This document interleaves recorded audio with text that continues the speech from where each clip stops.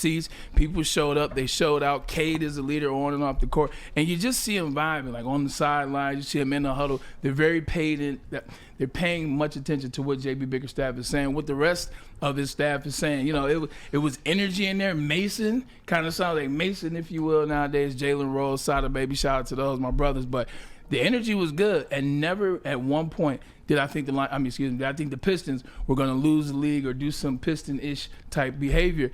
Pistons ran through, and they got the win. But last night, it's a different story, but this happens, and that's where I want to go with you. Trey is one of the best players in the NBA, one of the best point guards, at least as it relates to scoring. We know that he gets hot, and last night, Anson, Trey was cooking, man. The Pistons lose 132 to 130. Yeah, not just Trey was hot, but that entire Hawks offense couldn't miss a shot in the first half. It's a lot of points. You're absolutely right. And what we've seen out of the Pistons is just no quit.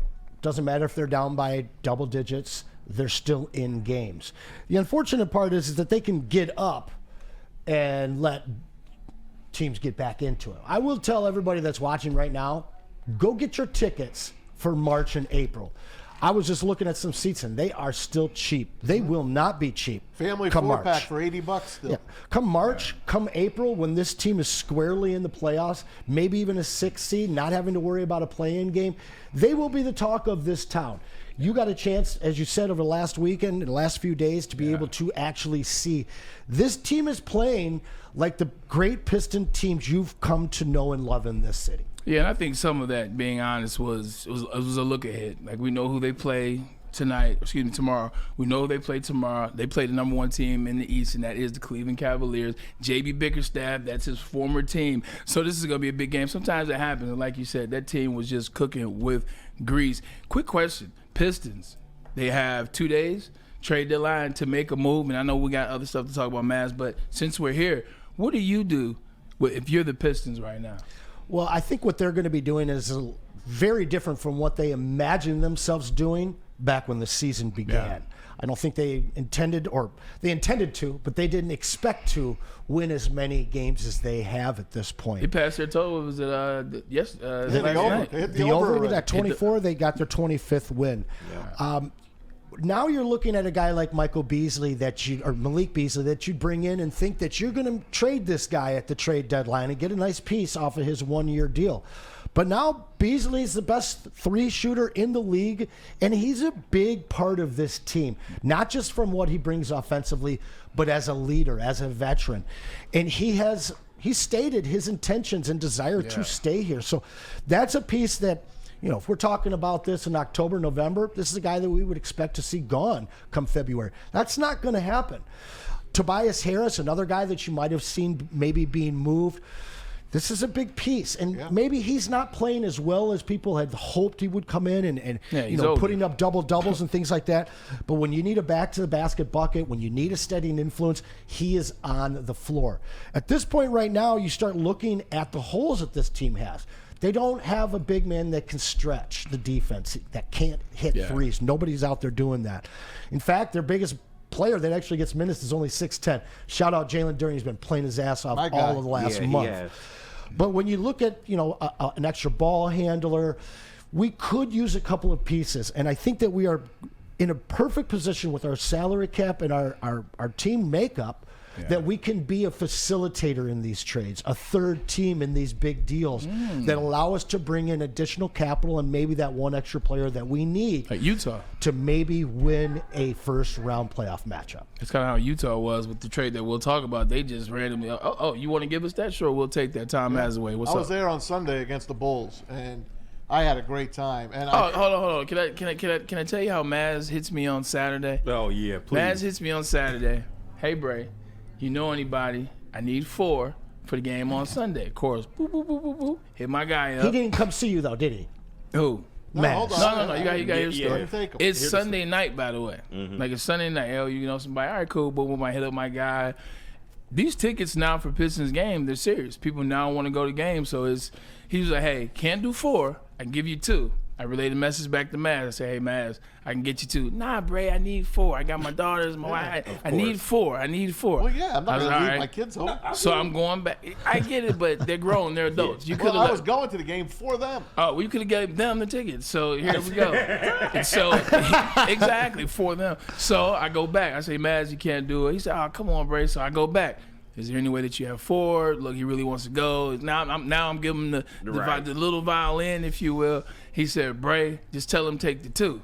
Myles didn't want the 2. Of course. Fast forward to Sunday at 12:30 p.m. Hey, Bray, can I still get the 2? So now I hit George up. I said, George, and by the way, I did hit George up all these times. I said, hey, George, look. Oh, sorry, man. I was like, you know what I'm saying? Is it still he get the 2? Brother, what do you want me to do? They're gone. Like, all the 2's gone. So then I felt bad. From now on, I'm taking 2. So this is what he told me on the phone. We talked. He said, always take the 2. Yeah. It is much easier to say, Yes. you know what, I don't need the 2 than 2. Do you still have the 2? 2 in the hand is worth 4 in the bush, I man. know. From now on, I always have you. Just take what I give Thanks, you. man. So I wound up buying 4. So, anyway, it was Kids Day, and it was just a great vibe in the whole place again. And that was great because I can go to all the games. You know, it's great.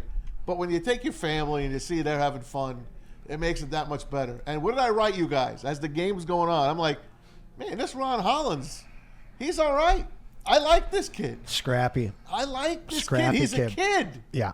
I think he's got a lot of potential. And I was a Dalton Connect guy. I like Dalton Connect. And I wish they still drafted him and maybe took Holland in the second round, but he probably wouldn't have lasted. He was not. Maybe he would have. I see a lot of first-year Jaden Ivey in Ron, and the game hasn't slowed down for this kid yet. Those are 2 guys that made their living on speed. Yeah. At this point, it's starting to slow down for him a little bit. Now, offensively, that's where he really needs it to, because the guy can get to the hole. He hasn't been able to finish, but he's starting to get to the line a little bit. Obviously, he needs to improve his 3 ball. Yeah, it's getting But what I'm seeing out of him defensively is just all effort. And he plays kind of angry defense, and I love it. Absolutely love it. The whole team plays like that. Yep. And I'll tell you this, man. Wait till they get Jaden Ivey back. They're playing without Jaden Ivey. It's funny. I ran into his dad at the gym yesterday. Shout out. Shout out to Jalen. I ran into his pops in the gym. Or Javen, excuse me, who I've known for a while. They might beat the Cavs tomorrow night. They can play with every team in the league. Yeah. They might beat the Cavs. When I was at the game, I saw a superstar. I saw a big man, like you said, that couldn't come out. I saw grit out of the whole team. I saw a team that wanted to play defense. I saw a team that wanted to do the things that they could. And I saw a guy in Malik Beasley that was going to hit the shot. Tobias, hot early, got cold. Kind of what Tobias has done the last 3 years of his career. You know, he'll mess around, have 17 in the first half, and he'll finish the game with 18. That's just how he's been over the last 3 years. It looks like a young going to work Pistons. Mm-hmm. Now, when the Pistons came here to going to work Pistons, they already were established. Rasheed had been in the league some years. Rip, Chauncey, and the list goes on. But this is what it looks like if they were young. They're figuring it out on the fly, man. They get a couple more shooters, guys that can get those guaranteed points, or guys grow into those roles. I'm excited for what the Pistons can do. Don't do too much in the next 2 days, though. Yeah. Like, if it's not there, it's not there. Yeah, I don't think they're going to. It does feel absolutely like the 2002 Pistons. We even got John Barry in the form of Malik Beasley, fiery leader, a little bit of defense. Yeah. Not great defense, but he tries, but he hits those shots. There's a lot of parallels there. People talking about trading Duren, trading Beef Stew. Yeah. These guys are crucial to this team. You don't trade a 21-year-old guy that puts up double-doubles the way that Duren does. That kid can hit free throws. And if you can hit free throws, you can become an outside shooter. Beef Stew, that's the enforcer, man. I absolutely love seeing him out there. There's so many parallels between this 2002 team that we're seeing in this team this year. I love seeing Beef Stew off the bench. Who's that? Yeah. I love seeing Beef Stew off the bench. Yes. I love the fact that they don't have Beef Stew shooting threes anymore. He doesn't shoot them at all anymore. 100%. Like, when that started to happen, I started not to like Beef Stew. And maybe it's not Beef Stew's fault. Maybe they pushed him in that direction. But when that happened, I was like, all right, I don't like the guy. It's not going. Right. Now, it's a different role. It's all about the role that you play, and I like this role for Beef Stew, man. I'm going to throw this out at you guys. This is going to be a topic for you. Even before we talk about the Luka deal.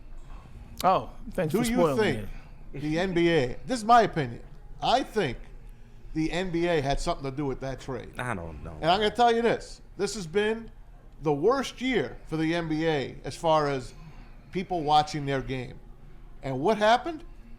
In the middle of Saturday night. In the middle of a Saturday night. Slip up. Saturday night, they shocked the world. During Super Bowl week, they shocked the world and dropped this trade. And now you see other trades happening.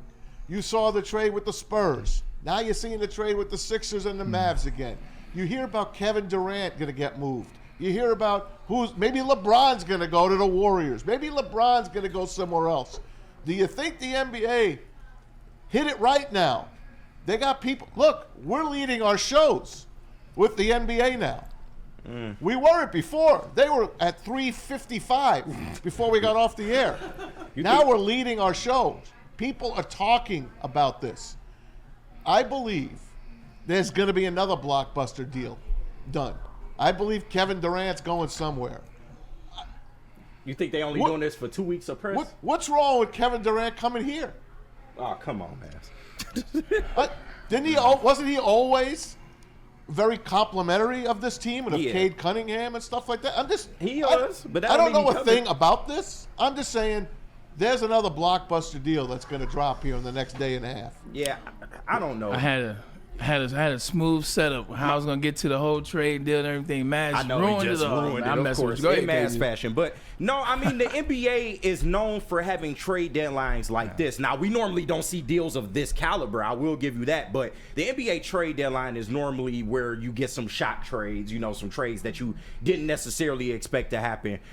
This is one of the bigger ones in quite a while. But I think for the Mavs, they did not trust Luka and paying them that supermax, and I think that's what it comes down to. When you see how he acted in the finals last year, when you hear things about his conditioning being in question this year, and you know the injury that he's dealing with, is he really taking it serious? When you look at the fact that you have Kyrie Irving, who they brought in and they realize, okay, this guy is still playing at a high level at his age, and he's also a leader for this team, so maybe we want to maximize his years. I think that's just what it came down to, and they had a few teams that they could have called in order to get a top 5 player back because they still wanted to win now, and the Lakers just happened to be that team. Look, it was funny because Adam Silver was at the game Friday night. Yeah, how about that? Yeah, adding fuel to the So fire. there was a lot of speculation that he was about there that? talking to GM and the owner for the Dallas Mavericks about the whole situation. Can we do this? A lot of speculation. I found that it was very ironic that he was there and then the deal gets done that night. And Luka was benched that night. With that being said, you saw this happen almost before. You saw this happen in the offseason. Yeah. You saw this happen with Minnesota and New York. Mm-hmm. You know who was involved that's very important to me? Danny Ainge. Do you remember the Kevin Durant trade? Yeah. A lot of places that could have paid more. But the league had no interest in watching the kid go to the Bullets or to the Clippers. They manufactured a trade that won a championship for one of the most storied franchises in the NBA, the Celtics. You look at the Rasheed Wallace trade. Danny Ainge again, #1 pick, comes to Boston. Big part of where they are now. All right. Now you look at this trade, and he's at the forefront again, right in the middle of this trade. Listen, I like this trade for Dallas in the short term because I think that they are now top 3 defensive teams in the NBA. And if you watch their problems in the finals last year, it was the Matador out in front trying to pretend like he was playing defense in Luka. You look at 9 stat category rankings, the last 3 years, Anthony Davis has placed higher than Luka Doncic. Luka is a one-trick pony. Now, he's got a lot of tricks in that one pony, but when it comes to defense, that's what wins championships, and this guy has no interest in playing defense.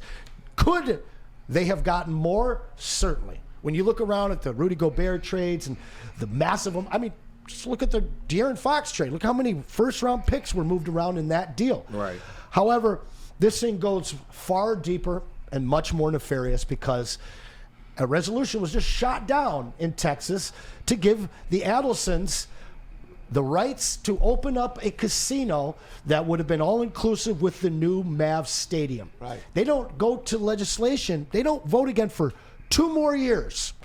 So if you lose your support from your fan base for your team, now you've got the leverage to lean on the state of Texas to vote this thing in, or guess what the Mavs are called? The Las Vegas Mavericks. This is a summation of the current state of the NBA. And even though we're talking about it right now, there are a lot of upset people. And we're going to see more trades like this, not just this year, but moving forward. And you're going to see more and more of the small teams get left out, and more of the Lakers get more and more of what they've always gotten. Started with Wilt Chamberlain, and now we're here at Luka Doncic. Good thoughts, man. Good thoughts. I love that. Those are great thoughts. Let's focus on the here and right now. At the end of the day, you put Luka Doncic, who's arguably best scorer in the league, best player in the league, if you want to go that far, some people do. You put him in L.A., the national brand. You're talking about the money that they're going to make. Big money. You're talking about the money the NBA is going to make, because now you got one of the ones in LA, which is the second biggest market in the NBA and any sport. Like, that's money. 2, it allowed Adam Silver to keep his hands clean. This is just me speculating. The conversation on Friday. Hey, look, you know what? Yeah, I'll okay that deal. You know what? You want to trade, do a 1v1, it accomplishes 2 things. 1, it shows players, like we were about to show you, Anthony Edwards, it shows players you are no longer above the league. Yep. The stuff that Jimmy Butler is doing, no, we're not going to go for that. We gave you guys too much control. Now you're seeing Anthony Edwards. You know what? Before we get to the rest, play the sound on Anthony Edwards. This is Anthony Edwards on his podcast yesterday talking about what the reaction made him do, or what the trade, his reaction. They say that nobody knew about the trade. Yeah, so that's crazy. At 25, they traded probably the best scorer in the NBA at 25. He didn't know about it. So it's a lot more digging somebody got to do to find out why he got traded, because you don't just trade him at 25. He just went to the finals, you know what I'm saying? So I feel bad for Luka, man, because I saw some on YouTube that say he just bought a crib and everything in Dallas. So that sucks, man. That sucks. Does it inform, like, Everybody. You at 23? Everybody get informed, I was yeah. going to say, like, I'm scared. How you see the league. Yeah, I'm scared. Tim, hey, if you're going to trade me, let me know, dog. When Luka got traded, anybody is able to get traded at that point. Before the game, Finchie was saying that they were very happy with their investment in you. Does that give you at least a little comfort? USA. Thank God. I just bought a crib, too.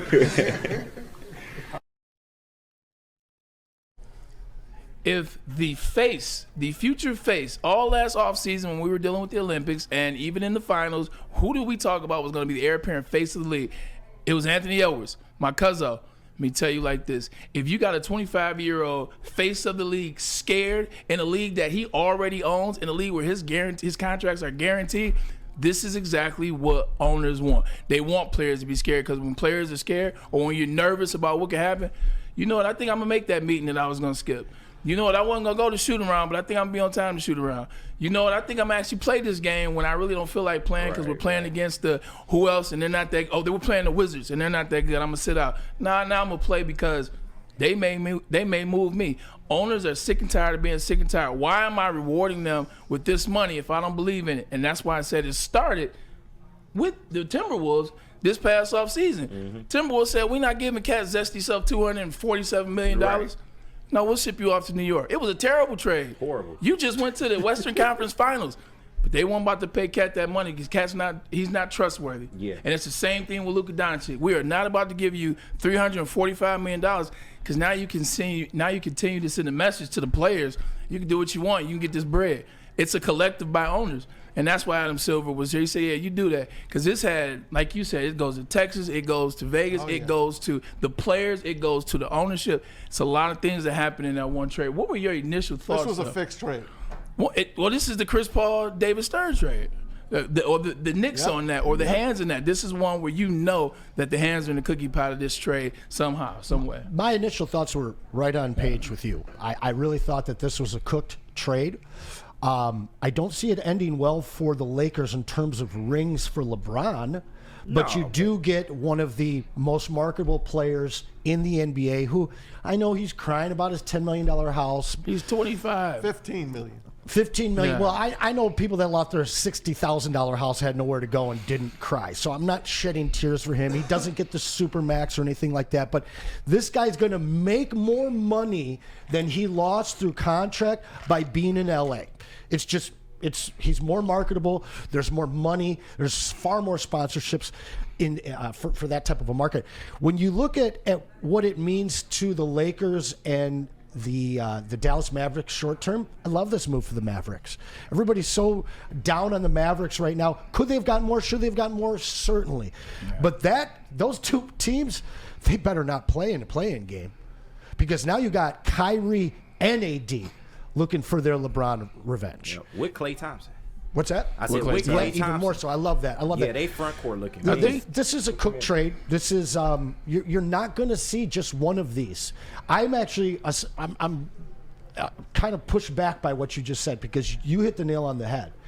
I hate to say the old term, but the inmates running the asylum. I can't stand when I work with a club and I start a new party with them, and their servers run the place, not the manager, not the ownership.